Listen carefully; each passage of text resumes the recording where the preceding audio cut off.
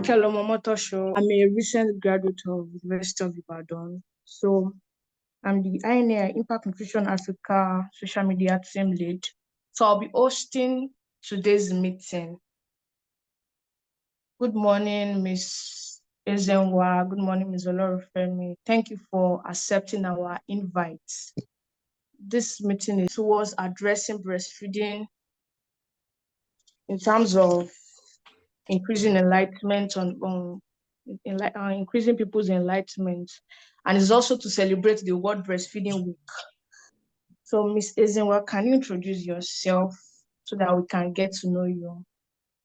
Okay, thank you so much, Kikilemo. My name is Chidinma Ezenwa, like you already mentioned, and I am a public health nutritionist. I am also a registered dietitian. I currently work as a nutrition policy analyst in a non-governmental organization here in Nigeria. So basically, that is it about me. Thank you. Okay, thank you. So, Mrs. Olorunyomi, please, can you introduce yourself? Yes, thank you. You're Good welcome morning. on this call. Good morning. Thank you. I appreciate this opportunity. I am Bolanle Olorunyomi. I'm a passionate nutritionist with over 10 years of experience. Presently, I'm working in Ekiti State as the State Nutrition Officer, where I oversee all the nutrition activities in the state. I hold a master's degree in nutrition and dietetics, and I'm presently rounding up my PhD program from the prestigious Federal University of Agriculture, Abeokuta, Ogun State in Nigeria. And I recently participated in the Leadership Development for Accelerated Progress in Nutrition in Nigeria, which was facilitated by Center for Nutrition Excellence, Northwest University, South Africa. Being a public policy enthusiast, I was part of the team that pushed for enacted law of a maternal protection policy in Ekiti State. That is the paid 6 months maternity leave and 2 weeks paternity leave, which made Ekiti State one of the first 4 states in Nigeria that implemented this public health policy. I am a change agent that catalyzes and drive unique progress-oriented actions wherever I find myself. I love reading, I love traveling, and I also love to make people smile. Thank you. Thank you very much. Thank you very much. So the theme for this webinar is enabling breastfeeding a workplace responsibility. And we know that the theme for the World Breastfeeding Week for this year is enabling breastfeeding, making a difference for working parents. So, Ms. Ezenwa, the first question is going to be for you. So how can workplace play a role in supporting and encouraging breastfeeding for employees who are new moms? Okay, thank you so much, Kikilemo. Yes. There are quite a number of things that organizations can do to support new moms. Now, the very first thing is to implement the 6 months paid maternity leave. Emphasis on paid, not saying that you give the person maternity leave and the person is not being paid. I mean, the person will not even want to take that leave. The person will rather decide to come back to work than to take the leave. So implementing the 6 months paid maternity leave is key, is one way. And I know that this can be a bit tricky or difficult for private organizations to implement, but then as a start, they can do 4 months paid maternity leave, and then maybe the other 2 months they can tell the woman to, work from home. She's still at home, but she's working. The 4 months is full leave. Then the remaining 2 months, making up the 6 months. This is for private organizations because there's just been a lot of complaints from them that they can't implement 6 months paid maternity leave, that is going to affect their organization, is going to, affect them. So you can do 4 months, then fully, and then you can do the remaining 2 months where the woman gets to work from home and then you still pay her. That is one. And then another thing they can do is to establish crèches in their organizations. Now, I worked in an organization that had a crèche for children, and I noticed that my colleague in the office, she was actually my supervisor. That was during my NYSC. She didn't have struggles with, even though the maternity leave was just for 3 months, she didn't have struggles with, continuing breastfeeding. because she will bring her child to work and then keep him in the organization's crèche. And then she will take intermittent breaks to go there and go and breastfeed him. So organizations can establish crèches. In a case whereby they cannot establish a crèche, they can make provision for lactation rooms, well-equipped lactation rooms. Not saying, okay, I've already provided a space for you for lactating, and then inside that room, there is no chair, there is no table, it's just not conducive. You want her to, drag her chair whenever she wants to go and breastfeed her child, or whenever she wants to go and express breast milk. That is not even conducive. You want her to, keep fanning herself when she's breastfeeding. So if you want to provide, you have to provide a lactation room, and then you have to make it as conducive as possible. Get a chair, get a table, if possible, get a fridge, so that if she expresses breast milk while at work, she can refrigerate it, and when she's going home, she take it and go home. You can get an AC. If it's not possible to get an AC, you get a fan. And then it shouldn't be a room that is thoroughfare. It shouldn't just be a room that everybody uses. Anybody can come in and go in at any time. No, it should be specifically called a lactation room. So first thing, establish 6 months paid maternity leave, get a crèche or a lactation room. And then another thing they can do is to offer flexible working hours. Give them breaks in between. I mean, it's even in the Labor Act that new mothers can take 2 hours break during work. Give them breaks in between such that they can have time to go and breastfeed their children. And don't expect a new mom to come to work at 8 a.m. and then you want her to go by 5 p.m. That is cruel. That is wickedness. So give flexible work hours. There should be breaks in between, and the time she spends at work should be reduced. I remember clearly when my mom had my younger brother so many years ago, she would just go to work at 8 and then she's expected to, leave work at 12. That's just staying 4 hours at work. That is good. That is one way of, supporting breastfeeding. That is one way of supporting new mothers. Don't expect her to stay unreasonable number of hours at work when she just had a baby that that she needs to breastfeed. Then another thing that they can do, this one particularly to co-workers, to the colleagues, make the environment favorable for your colleague. Don't be the one that always picks on this new mother. Don't be the one to tell her, are you the first to give birth? Are you the first to breastfeed? No. Don't be unruly, don't be rude. As much as possible, try to support that new mom that is your co-worker. As much as possible, try to, make the environment very favorable for her. Don't be picking her at any slightest inconvenience. Maybe she's not able to turn in her work when she's supposed to. And then the next thing that you're making nasty comments at her, you're making snide comments at her. That is not good. So as a colleague of a new mom, you should also play your own part in supporting breastfeeding and supporting that new mom. So yeah, that will be all for now. Thank you for that. So the next question is still going to be for you. And so what policies are in place already in Nigeria to support breastfeeding? I know there is 6 months paid maternity leave that is on ground now. So what policies, and I think the most common that people know is the 6 month maternity leave. So what other policies are in place in Nigeria already to support breastfeeding? Okay, thank you. So there are quite a number of them. The Nigerian Labour Act, Section 54, specifically said mothers should be given, actually it's 12 weeks. It was recently that it was increased to 16 weeks. That is 4 months of paid maternity leave. Even though there are some states in Nigeria, and I think they should be even applauded, there are some states in Nigeria, about 7 of them, that offer 6 months paid maternity leave. So that is one. Apart from the maternity leave, the Act also states that mothers should be given 2 hours break when they return to work. After the maternity leave, when they return to work, they should be given 2 hours break every day to be able to attend to their newborn, to be able to maybe express milk or to breastfeed their babies. So the 2 hours, they can decide to, take it maybe 30 minutes or 40 minutes or 20 minutes, however it's most convenient for the mother. But the Act says that new moms should be given 2 hours break every day. And then also the act also protects women. You know, there are some organizations that you go for maternity leave, and by the time you're coming back, you have been replaced. So the act says that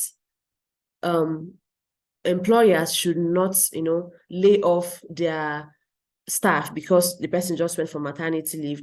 I read a story where a woman said she teaches in a school, and I think it's even worse with some private schools. She teaches in a school, and when they came for her naming ceremony, they came with a letter telling her to indicate that she's going to come back to school after 2 months. And if she's not coming back to school, she should just reply them with her resignation letter. The act actually says that you cannot sack somebody as a result of that. And that is the reason why we should even know our rights, because if that woman knew better, she would have maybe sued them. And they'll pay for it, And then also it states that any female employee that has worked with an organization for at least 6 months is entitled to pay at least 50%. I understand that there are some organizations that pay the full salary when the person is on leave, which is amazing, which is good.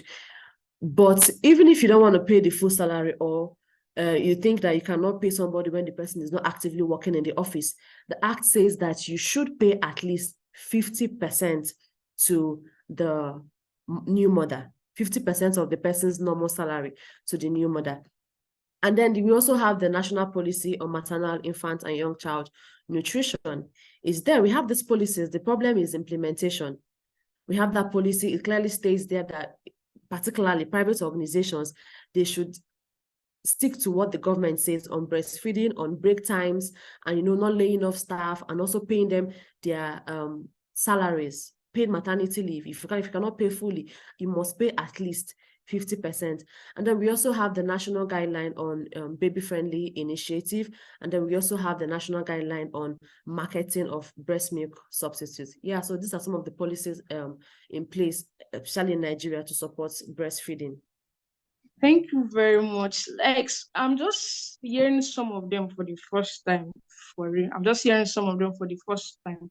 Thank you very much for that. So the next question is going to go to Mrs. Olorunyomi, and then we are talking about enabling breastfeeding. So the question is just, why is breastfeeding important, and how should it be done? Why is it important? Why should it be enabled? Because we are trying to enable it because we know it is important. So why is breastfeeding important, and how should it be done in workplaces, in communities? Okay, thank you. When we look at breastfeeding, first of all, I want to tell us what breastfeeding is. It is feeding an infant from the mother's breast or the mother's breast milk. So when we look at breastfeeding, it has a multifaceted importance. It is very critical in that it has a lot of benefits to the mother, to the child, to the community, and to the entirety of the whole world. So I want to start with the benefits with the mother. Now, when we look at breastfeeding, you will see that when a mother is breastfeeding, the mother is holding the child is looking into the eyes of the mother is looking into the eyes of the child. So breastfeeding promotes emotional bonding between a mother and the baby. And even at delivery, at that moment, the baby comes out and the baby is put to breast. We call it early initiation. At that moment, it helps in early expulsion of the placenta. So we can see some of the benefits of breastfeeding to the mother. From research, it has also been found that it reduces the risk of breast and ovarian cancer, and it also reduces the risk of osteoporosis in the future. So we can see that breastfeeding has a lot of benefits. Now, when we come to the infant, when we look at breast milk contains all the essential nutrients the baby needs. It has all the nutrients. At that point when the baby is put to breast within 1 hour of birth, the first yellowish substance that comes out from the breast, which is called colostrum, we call it the first immunization for the baby. because it helps in boosting the immune system of the child. Then it also helps the baby in expelling the dark stool. We call it meconium from the body of the baby. So it has a lot of nutrients, it has a lot of benefits. It also helps in the cognitive development of the baby. A baby that is exclusively breastfed for the first 6 months has the potential of having the brain fully developed, and that helps in cognitive development of that baby. And that also contributes to the human capital development. So we can see that breastfeeding is very, very critical, is very, very important. So that is the reason everyone is advocating for breastfeeding. Some people will be wondering, why breastfeeding? Because breastfeeding is nature. And there's an adage that says that human beings are valued for their brain power. And breastfeeding from that early childhood stage is what has been the major contribution to help an human being have a high intellectual quotient. And when a baby is well breastfed, according to the recommendation from WHO and UNICEF, the recommendation is that a baby should be exclusively breastfed for the first 6 months of life. And what I mean by exclusive breastfeeding is that the baby is given only breast milk, human breast milk, for the first 6 months of life, without water, without any drug, without herbs, without concussion, without any other complementary foods like pap. So when that kind of a child, when that child grows up, the child contributes to the economy of a nation because the human capital is already developed. So breastfeeding also, it promotes humanity within the community. And when mothers exclusively breastfeed, it reduces the chance of getting infant formula. When you use infant formula, there's tendency for pollution in the environment. You litter the environment with the cans and everything. So it reduces environmental pollution too. So we can see the enormous importance of breastfeeding. Then coming to the economic aspect of it, from researches, we have been made to understand that investing in breastfeeding boosts the economy of a nation by 11%. And how is that? We are made to understand that when you invest $1 to breastfeeding, it yields $35. So investing in breastfeeding boosts the gross national income by 12%.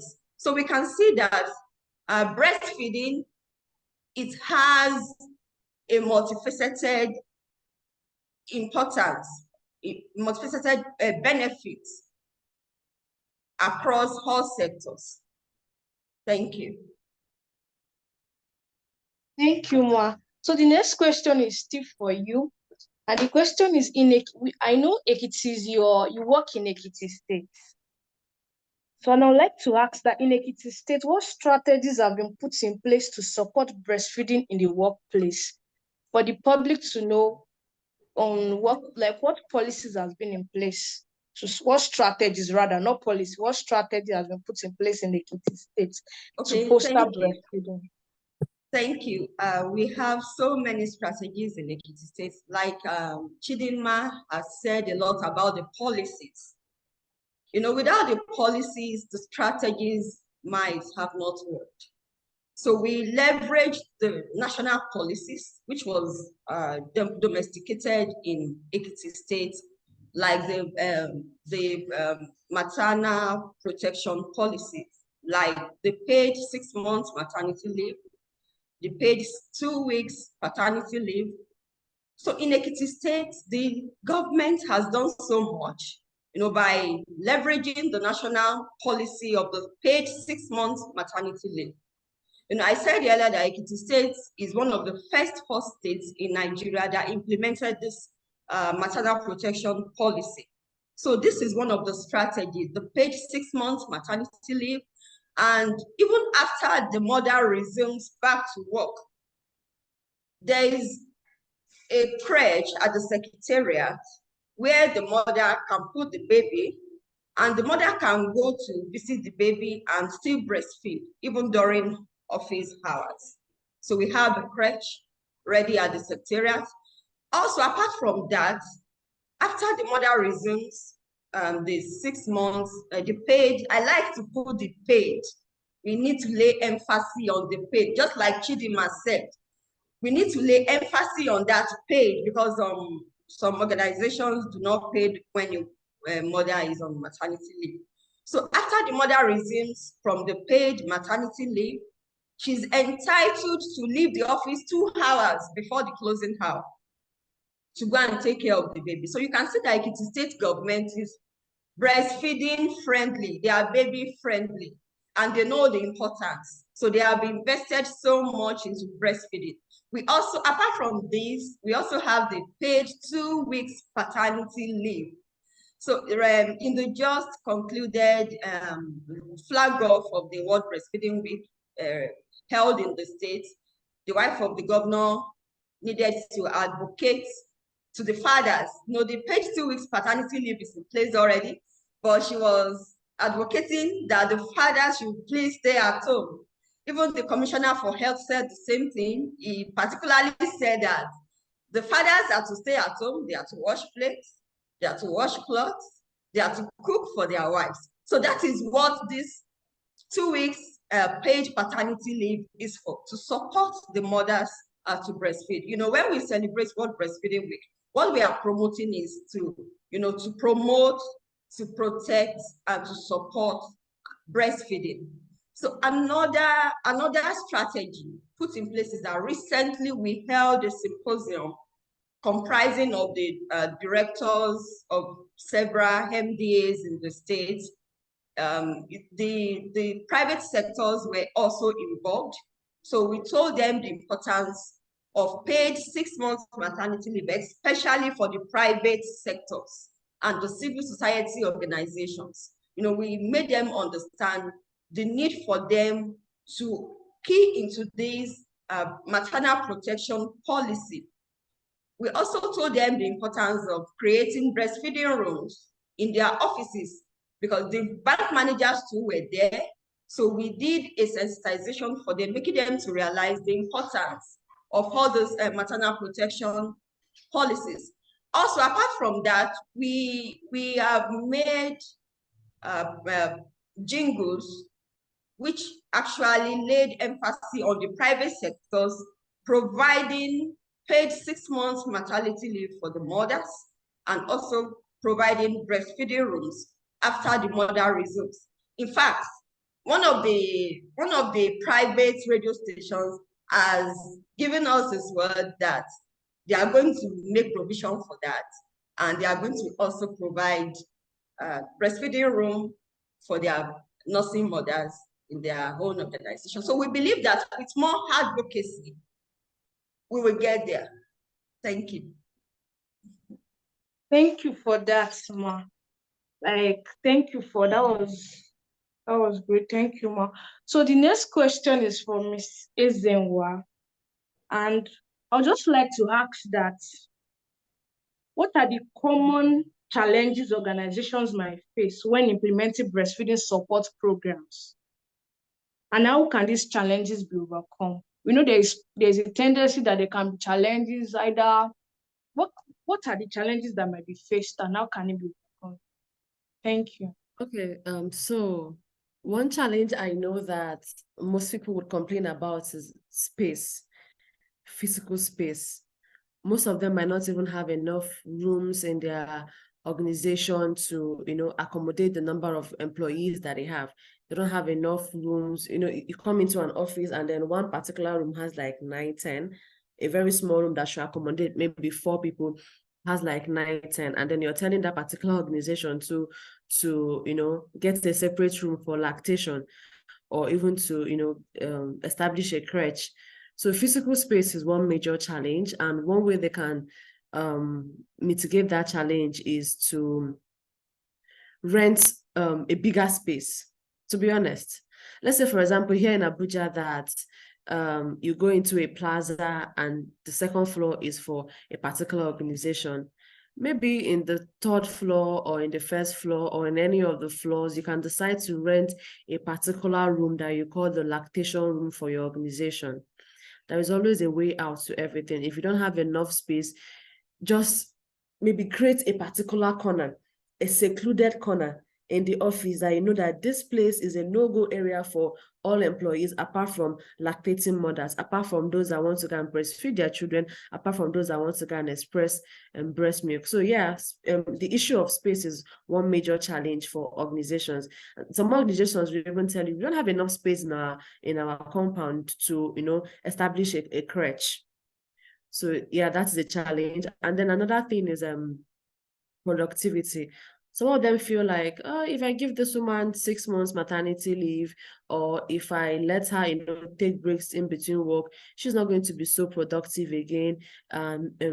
Maybe they are not going to even progress in their organization because, okay, she's not putting in the work that she's being paid for. But the truth of the matter is that if you support this woman, she's going to even be more productive. Let's say you have a crèche or you have a lactation room that she knows that she can always go to breastfeed her child. She will be more relaxed.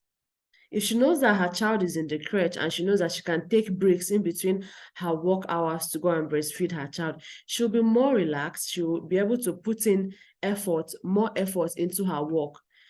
Other than her child is at home, maybe with a help, she expressed breast milk, she does not know, she's thinking about the child, she doesn't know whether the child has eaten, she doesn't know if the breast milk that she expressed in the morning is enough for the child.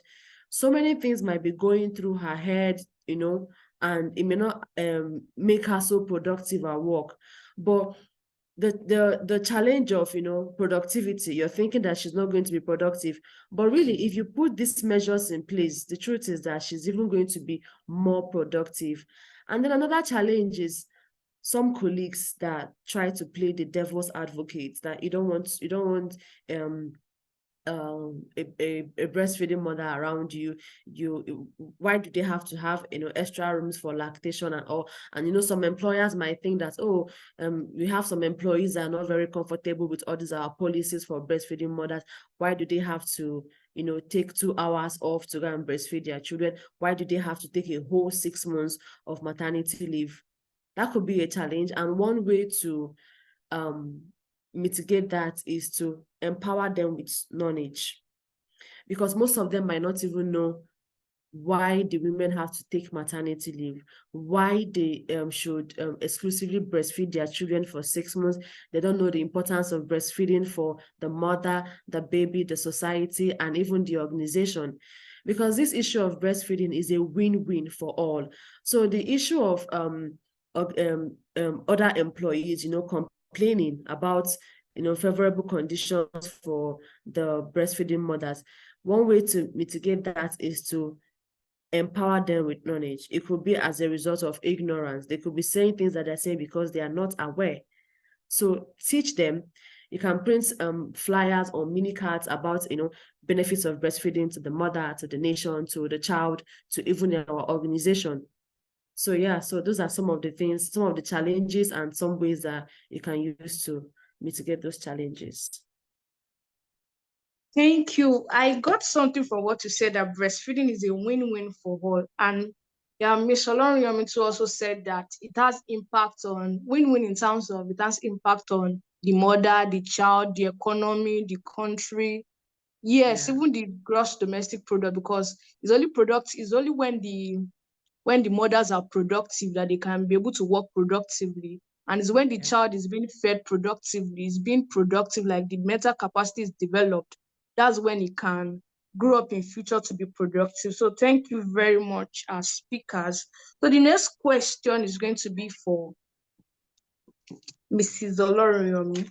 And the question is, yes, whose responsibility is it to put in place rules that enable breastfeeding in the workplace capacity, especially in the private sector? Is it the mothers alone? And I know we've talked about some of it, but to just spell it out more, whose responsibility? Is it just the HR or just few of the people? Thank you. Okay, thank you so much for these questions. it is a joint responsibility. You know, we have the warm chain actors who are responsible for advocacy when we talk of breastfeeding. And the warm chain actors are the government, you know, the government, the health system, the community, and also the health system. Now, when we look at the warm chain actors, without the government, nothing can be done because it is the government, you know, when we are talking of government, we are talking of government at all levels, you know, the national level, the state level, and the local government level. Even we talk about the judiciary, the legislative arm, the executive arm. You know, it is their responsibility. Let me give you an instance. In Ekiti State, when we were pushing for the bill, you know, to enact this law, we needed to carry all levels of the government along. Initially, it was a bit difficult because they were wondering, why are you giving the mother 6 months paid maternity leave, even the fathers 2 weeks? But when we did the advocacy meeting, we made them realize the importance of, in fact, immediately they saw the importance of breastfeeding. They gave us their word that, don't worry, within 2 weeks, we get it. And it was done. So I would say it is majorly the responsibility of the government. Like when Chidinma was talking, she mentioned some acts. You know, without the legislative arm, the judiciary arm, and all that, there is no way the act can come into place. So we will see that the government has the sole responsibility of making sure that these policies are enforced. Now, when we say the government is responsible, we are also the government. You know, we have the private sectors too. I was counseling a woman who had just 2 months baby, and she said she had already introduced complementary infant formula. So we asked her, why did you start infant formula for the baby? She said she will be resuming work next month, and by that time the baby would have been 3 months. So she was practicing beforehand, looking for an alternative to give the baby when she goes to work. She even told us that even the 2 month leave was not a paid leave. You can imagine a mother breastfeeding not being paid. You can imagine the emotional, the psychological trauma that kind of a mother will be going through. You know, we have a very short time. You know, there are so many things embedded in breastfeeding. Even when the mother is not in a good state of mind, she may not lactate very well. And the mother will be complaining, there's no milk in my breast. You know, we have a lot of challenges when it comes to breastfeeding. So the government, the private sectors, even the community, they have their own role to play. You know, at times you see mothers looking for where to breastfeed their baby when you go out. But if everybody is informed that you have to support breastfeeding, if I'm a market woman, I'm in the market and the woman wants to buy something from me and I discover that the baby wants to feed, I can offer her a space in my shop. Madam, sit down comfortably, support her to breastfeed the baby. So we can see that it is a joint responsibility of the government, of the health system, you know, of the community and everybody. So that is it. Thank you. Thank you very much, Ma. So we've seen that breastfeeding is actually a joint responsibility for all, basically. It's a joint responsibility that the private sector, the government, the private sector, that everybody should contribute to. Thank you very much. This has actually been an insightful one. So now we'll be rounding up soon, and the question will be for Ms. Ezenwa. So I'd like to ask you, what are the immediate calls to action in achieving better workplace breastfeeding support in Nigeria? What are the immediate calls to action? We've seen that there have been their policies, their strategies, but what are the immediate call to actions in achieving better workplace? Like the call to actions that people can run with at the end of the day. Thank you. Okay, thank you. So basically for our policymakers, the very first thing is to approve the 6 months maternity leave. I mentioned earlier that we have only 7 states in Nigeria that have approved the 6 months paid maternity leave, particularly paid, yes, out of the 36 states that we have in Nigeria. So if those 7 states can do it, then the remaining states can as well do it. They can as well approve the 6 months paid maternity leave. And then also, I think our policymakers or government should put in laws in place for all these defaulters, like especially private organizations. Why would you give a nursing mother just 1 month maternity leave? And that 1 month that you're giving her is, you're not going to pay her full salary. So just like they do it in Federal Fire Service, that when you come into an organization and you don't have your fire extinguisher, you don't have a place clearly mapped out as a muster point, you don't have safety standards in your organization, they fine you, they penalize you, and you pay a huge sum of money. They can also do it for some of these organizations. If you don't have a clear place that is mapped out for lactation in your organization, they can decide to, okay, you will pay a certain fine. So whatever you're doing in your organization, whether you have a lot of space or not, this is a priority. And if you cannot do that, you're going to pay fine. So that way, employers would even, be more proactive. It's not going to be like an afterthought. So when you're even renting a space for your organization, when you're building your own organization, that will be in your mind. Because if you go to many offices now, you will definitely see fire extinguisher there. You will definitely see a place that they mapped out as muster point, because they know that if federal fire service comes and it's not there, they're going to be penalized. So yeah, those are the things our policymakers can do. And then also for our employers, they should ensure that they establish creches.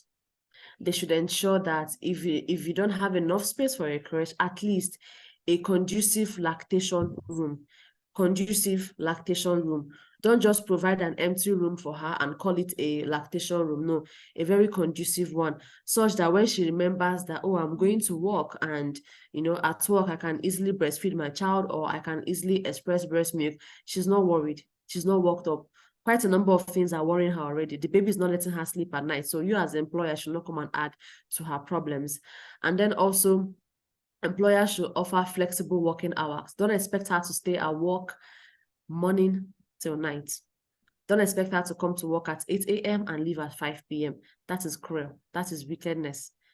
So employers should give flexible working hours, also give breaks in between, no matter the number of hours that she's going to stay. Even if you want to just tell her, okay, come into the office for 4 hours, give her break time to breastfeed her child, just in case she came to the office with her child, or even give her break time to express breast milk.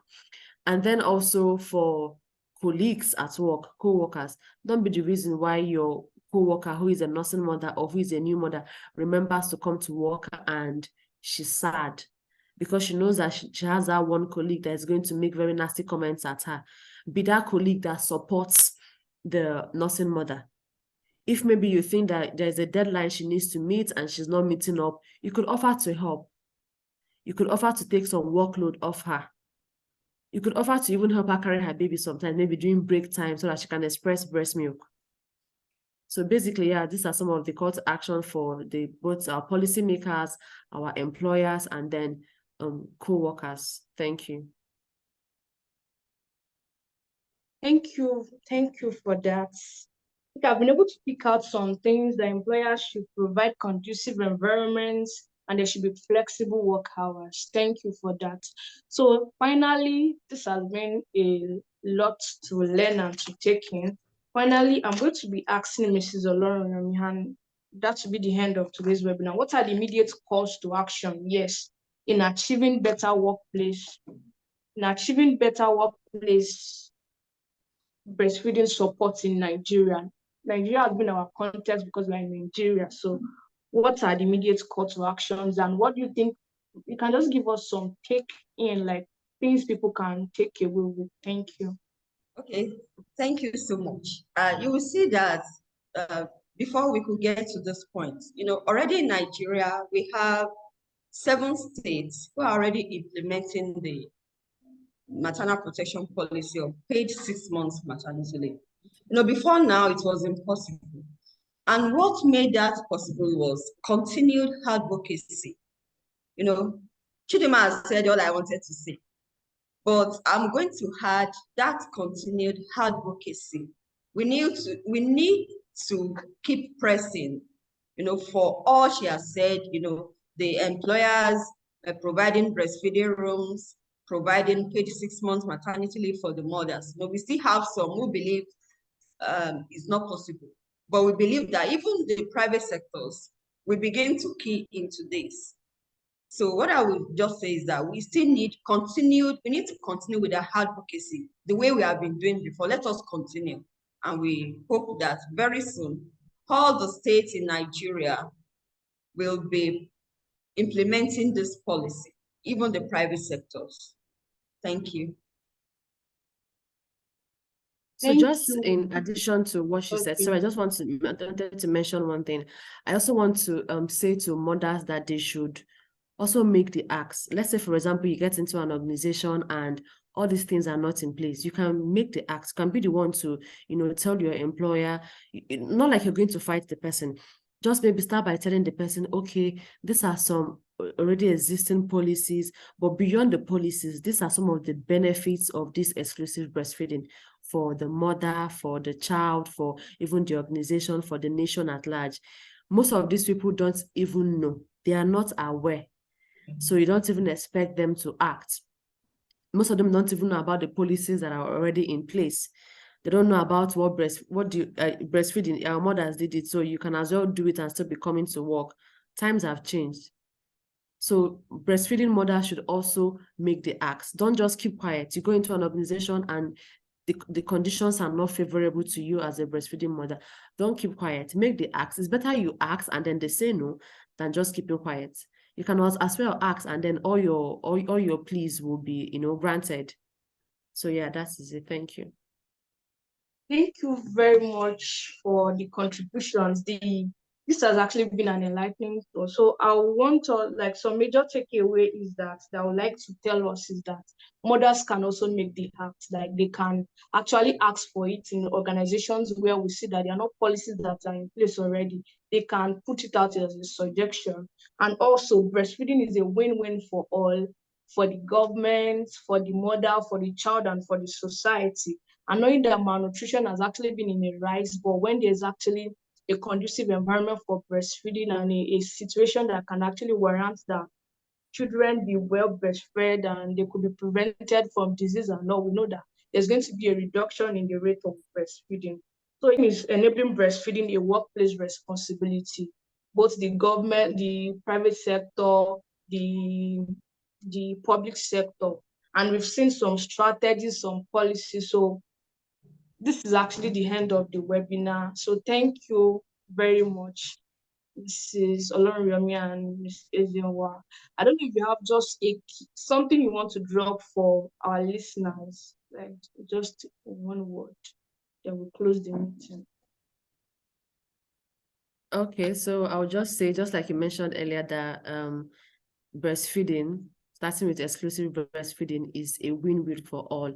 And as individuals, as a people, governments, captains of industries, owners of organizations, we should try as much as possible to always make the environment very conducive for breastfeeding mothers. Yeah, thank you. I would also like to add my voice to Chidinma. Let us all continue to support, protect, and promote breastfeeding. Thank you. Thank you very much.